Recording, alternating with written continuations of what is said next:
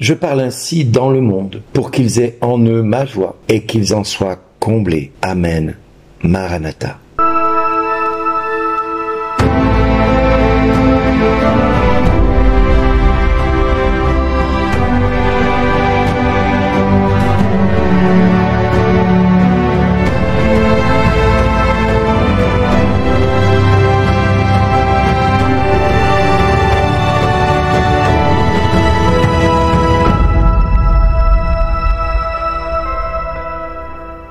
Bonjour les amis, aujourd'hui nous habitons un monde où l'on ne sait plus que faire, vraiment pour être heureux, pour avoir cette joie, pour être vraiment comblé de bonheur. Un monde où l'on cherche cette joie partout où elle n'est pas, et d'une façon aussi erronée que possible, voire faussée par l'ennemi. Chercher cette joie sans Jésus ne peut que conduire à une tristesse plus profonde, à un désespoir plus ancré en nous. Il suffit de regarder les feuilletons à la télévision pour se rendre compte qu'il y a toujours quelqu'un qui a des problèmes énormes. Ces feuilletons sont là pour nous montrer la misère de la vie humaine à un tel point que nous ne pouvons que communier à cette souffrance qu'ils vivent et qu'ils endurent. Et c'est pour ça que ces feuilletons ont du succès, parce que quelque part ils rejoignent notre misère de tous les jours. Mais c'est une misère sans Dieu, une misère vécue sans Dieu. Et c'est cela qui fait la différence. Aujourd'hui, nous voulons vivre avec la joie de Jésus. En tout cas, c'est notre désir à tous et à toutes. Dans l'évangile, Jésus donc prie son Père. Je parle ainsi en ce monde pour qu'ils aient en eux ma joie et qu'ils en soient comblés. Oui, c'est ainsi que Jésus va prier le Père. Notons bien que Jésus veut que nous soyons comblés de par sa joie et pas par quelque chose de factice. Non, il veut que notre joie soit complète et pas partielle, ni même timide. Il veut vraiment que cette joie soit en nous. Ce qui ne veut pas dire que nous portions quelque part toutes les difficultés du temps présent comme une fatalité.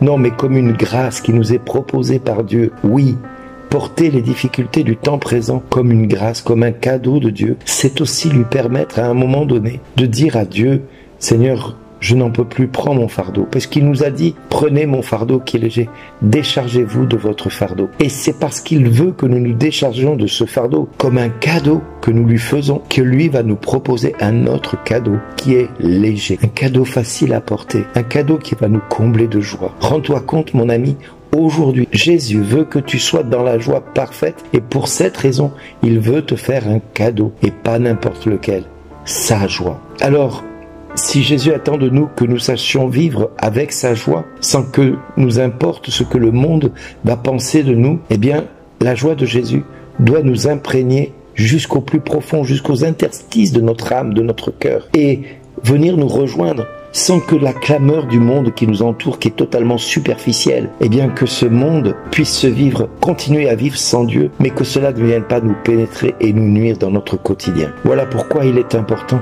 de faire cet acte de foi et de croire que Jésus est venu nous donner cette joie parfaite. Oui, vivons donc aujourd'hui avec la joie de Jésus. Et comment nous pouvons parvenir à augmenter cette joie en nous? Certainement par Jésus lui-même. Lui seul peut nous donner cette véritable joie qui manque dans ce monde. Oui, tous ces films qui sont à l'eau de rose sont toujours imprégnés de la souffrance humaine, de la souffrance des hommes. Mais si nous demeurons en lui et que ses paroles demeurent en nous, alors nous pourrons demander ce que nous voudrons et nous l'obtiendrons. Rendons-nous compte que Jésus nous dit quelque chose de fou qui va combler notre joie et notre bonheur. Consacrons donc cette journée un peu plus, je dirais, dans un temps de prière avec les paroles de Jésus qui sont dans cette écriture qui nous est donnée. Si vous demeurez en moi, donc c'était si nous demeurons dans la présence de Dieu aujourd'hui par la prière et que les paroles que je suis en train de dire demeurent en nous, ces paroles qui viennent de Dieu, qui demeurent en nous, alors tout ce que nous pourrons demander, tout, pas une chose ou une petite chose ou modestement quelque chose, non mais tout ce que vous demanderez, vous l'obtiendrez. Tout ce que vous voudrez, vous l'obtiendrez. Tout ce que vous voulez, vous l'obtiendrez. Je ne sais pas comment le dire pour que cela pénètre dans notre cœur et dans notre tête. Alors pénétrons notre cœur et notre esprit de ces paroles qui nous sont données comme une nourriture, qu'ils viennent rassasier notre cœur et notre vie et nous apporte avec elle la joie que Jésus veut nous donner. En clair, en écoutant cette parole, en nous vient cette joie. Jésus, tu vas exaucer ma prière. Jésus, tu vas entendre ce que je vais te demander. Mais quelle joie, quel bonheur. Je n'ai pas besoin de jouer au loto pour être heureux. Je n'ai pas besoin d'aller rencontrer l'amour chez cet homme ou chez cette femme parce que je veux être heureux et je veux à tout prix coucher avec lui pour avoir du bonheur temporel. Non. C'est pas ça que tu me proposes. Tu me dis de demeurer en toi et que tes paroles demeurent en moi. Et je sais que tout ce que je te demanderai, tout ce que je voudrais, je l'obtiendrai. Parce que ton bonheur à toi, c'est de me combler de ta joie. Alors je veux recevoir cette joie que tu promets dans cette parole, parce que à l'origine du fait d'être chrétien, c'est cela qui nous est proposé. Être chrétien, c'est accueillir la joie de Dieu. Être chrétien, c'est être dans le bonheur. Ce bonheur qui nous conduit à croire en l'espérance de l'évangile qui nous est donné. Oui, c'est pas une décision éthique ou une grande idée philosophique que nous avons acquise. Non, mais la rencontre avec un événement particulier. C'est cette personne du Christ qui est venue dans notre vie, qui a donné sa vie pour nous et qui quelque part nous donne, et dans notre vie, un nouvel horizon, une nouvelle perspective de vie, une nouvelle perspective de joie, de bonheur, quelque chose qui va transcender notre vie au point que nous allons pouvoir vivre de ce baptême.